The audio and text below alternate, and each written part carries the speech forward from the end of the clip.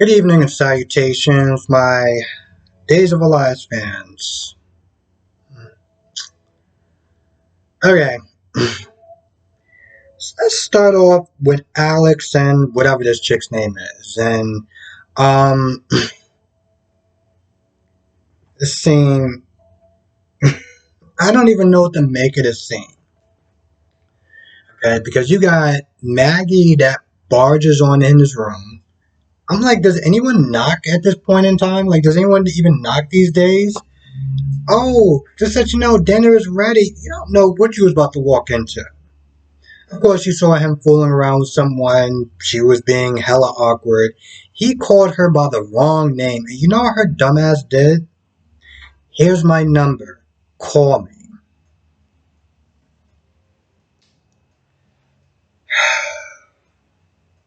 I'm going to be honest. I know it's a small scene and it was supposed to be funny. Because, you know, they had a little funny music and everything like that. But you know what I saw? I saw a woman that had clearly no self respect for herself. Okay? And that bothered me. This dude literally calls you by the wrong name and you're just like, call me. Listen, I don't give a damn how big some woman's boobs are. Okay? You call me the wrong name, you are kicking rocks. Point blank, period. And at the end of the day, you can't look yourself in the mirror and is happy with the decisions that you made. You know you effed up. But again, it was supposed to be funny. So, yeah, just make it. Take that scene for whatever it is. But, yeah, that scene bothered me.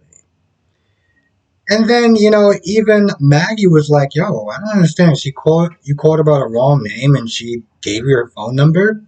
He's like, what can I say? I'm good at what I do. What is it that you do exactly?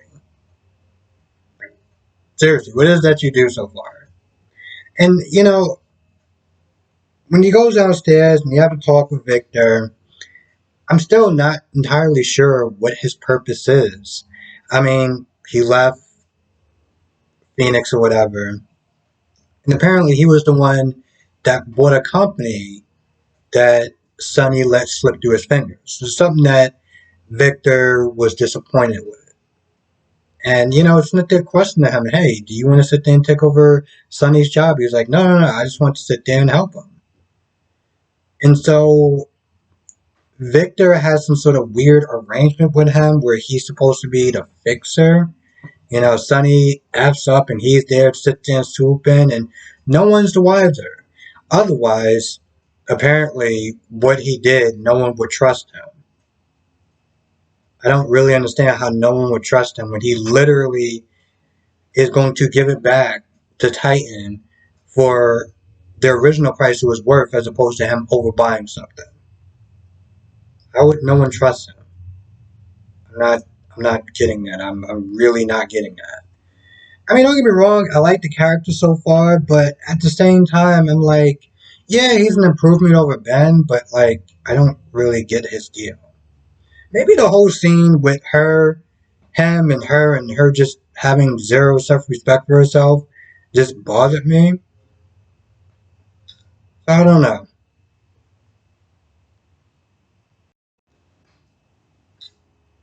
What the hell are they doing with Johnny at this point? Yeah, serious. What are they doing with Johnny at this point? Okay? He is acting like a 12-year-old little boy that is upset that he didn't get his way, and now he's still plotting. It's like I can't make this stupidness up. This is very stupid. Isn't it they're plotting with Paulina? Hey, you know, I gotta sit there and try to get her back. It can't be over yet. Okay, I'm not liking this scene, but continue. But you know what? When he starts talking about plotting, she goes for it. And it surprises me. It surprises me. Now, Chanel overhears this and she walks off in a huff. So like, I hate both of y'all. And she just walks off. And Pauline tries to stop her, tries to apologize, tries to explain why she was. At first, she was acting like she wasn't, plotting with him. And then she tried to make up a bunch of excuses. Oh, well, I just picked, I picked Johnny because, Allie is all over the map in the beginning and blah, blah, blah, blah, blah. And Chanel's like, no.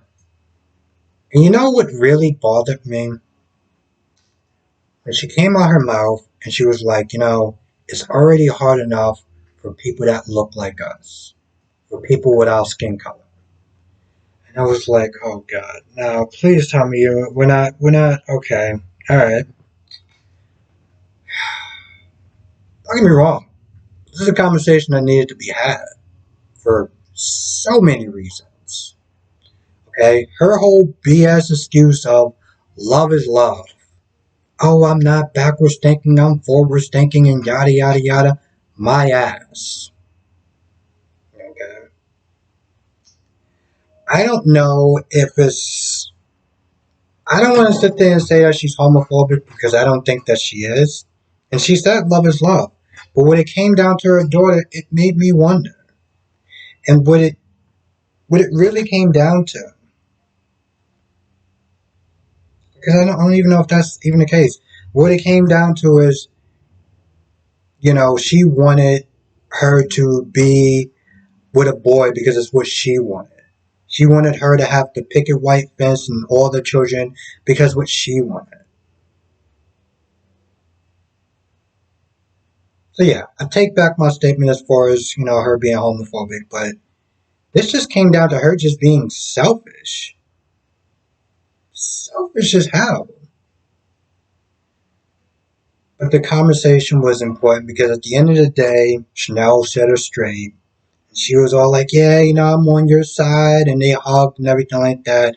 And I guess because Chanel saw the conversation or the argument with Ali and Lucas, she was like, listen, I don't want to sit there and lose her, but you know what? I'm not. She's either going to be Team Me or Team Kick Rocks. She chose Team Chanel, and Paulina went back to Johnny, and Johnny still. Well, he's still in this little delusional fantasy, and Paulina was there to wake his ass up. I'm like, no, listen, I support my daughter, and that's the end of that. So, I don't know what to tell you, bro. Um, but I felt like it was a good conversation. And, normally, 1 second. And this was a good conversation to have. Normally, I'm not a huge fan of Chanel. But I love the fact that she made her mother say, yo, listen, at the end of the day, I'm going to do what's right for me. You have your old ways and traditional marriages and everything like that, but that's just not what I'm about. So you're either gonna hop onto my program and get with the times, talk that you're sitting there saying, oh, love is love, and show it. But that was a really good conversation. And unfortunately, conversation that happened with Ali and Lucas, well, because here's the thing. I've been watching the channel for a while. We all know how I feel about Ali. If you're new to the channel, I can't stand her. Okay? I really do not like her. There is just something about, well, half of the time she just sounds pretty stupid. I just don't like her. I really don't like her. But I understand her anger about Lucas. You know, kidnapping, Sammy, and everything like that. I get it. Okay? I get it. She is justified in her anger. Okay? I want to make that very clear that she is justified in her anger. Now, with that being said, after a good 7, 14 minutes, I felt like it started to become very preachy. And it was like, you know, some of the problems that I had with Jocelyn on GH, you know, chastising someone who's older, who's made mistakes and things of that nature versus somebody who, for the most part, was kind of a party girl. Didn't really sit there and take life seriously. Didn't really have any sort of consequences. Sit there and watch her consistently chastise him was just annoying because she already made her point, and just recycling the same message over and over again, it just got to be annoying. Now, when Lucas is like, well, I didn't kill Abby and Marlena hypnotized me and everything like that, Allie believed her. Allie believed him, knowing that he wouldn't sit there and do something like that. But, when Lucas is like, well, the reason why I changed, the reason why I pled not guilty is because if I pled guilty to one thing, they were going to sit there and assume that I killed um, Abby. And I'm like, it's kind of a stretch, but okay. I don't really, I'm not really following your logic. You can plead guilty to one thing and accept it and not plead to something else because you didn't do it. But okay, for some odd reason, sure. But at the end of the episode, Allie talked to Chanel, and Allie was like, if he wants to sit there and prove that he's changing, then he's gonna have to really prove it. And Lucas changed his changed his plea to guilty.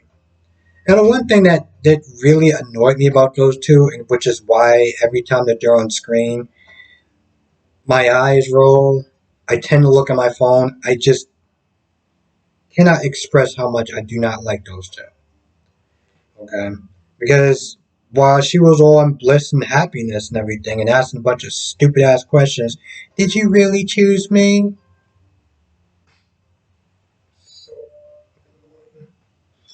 Um, there was a moment where she felt bad for Johnny. That is her brother at the end of the day. That's somebody that she grew up with. She watched him grow.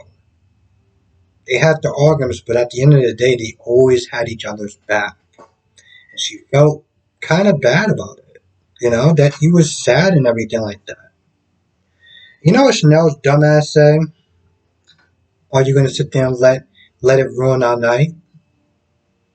Oh, of course not. She's not going to let a little thing like, Johnny's sadness ruin her night.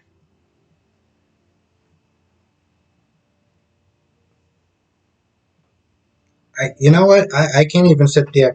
I know that I'm being super negative about this, but I can't even sit there and try to sugarcoat this, even if I wanted to. Okay? It just wouldn't work. My facial expressions would just show it, and I think I would just want to ball my fist way too hard to sit there and be super happy about this thing. So, for the sake of my own sanity, and most importantly, because I want to be honest to the people that I'm doing this review for, I'm not sugarcoating ish. Okay? That is not happening. Um, sometimes when I get into this mood or whatever, and honestly, to tell you the truth, this dude has been doing this longer than me, so I shouldn't really have to sit there and say, really like shock people with his name, which is Andre Apps. He does these days reviews. He's been doing this for a hot minute, so his take may be a little more nicer than mine is, especially when it comes towards these two dingbats. But I had to sit there and say how I felt. Now, Gwen. Well, first of all, you got Xander and Sarah that broke into Gwen's room. When Gwen came in there, they had to sit there and hide in the bathroom. Not under the bed, where it would actually make sense, but let's hide in the bathroom and hope that she doesn't have to use it. They were digging through stuff, and they looked like they were about to sit there and find a mask, but they got interrupted, and she came, got the mask, threw it in the trash. So, while they go and start dumpster diving, Leo is there.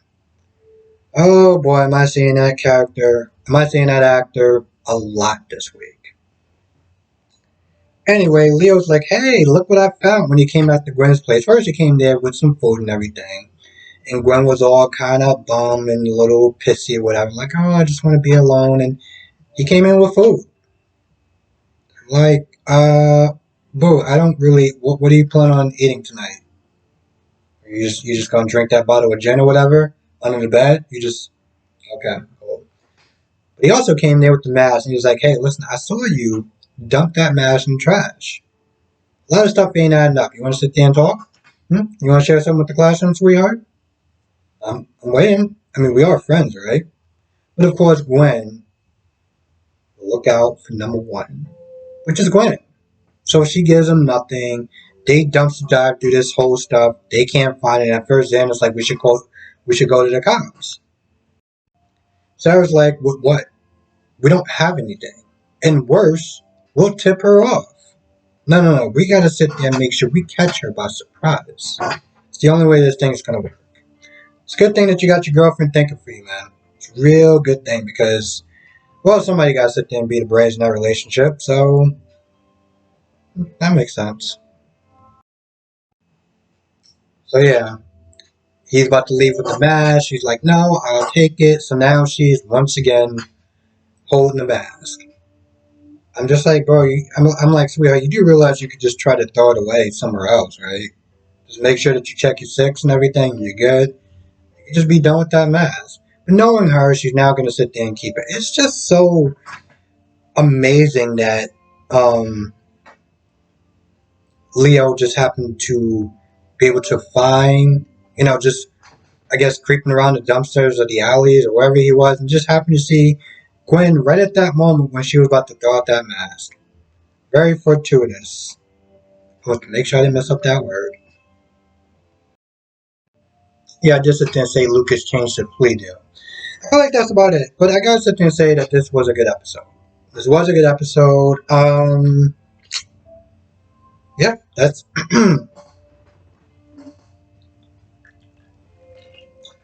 yeah. I think that's pretty much all the pertinent information that happened in this episode. So, with that being said, I'm gonna go. I want to thank you for watching. Be safe. Let me know what your thoughts are in the comment section below, and I'll see you in the next video. Have a great weekend.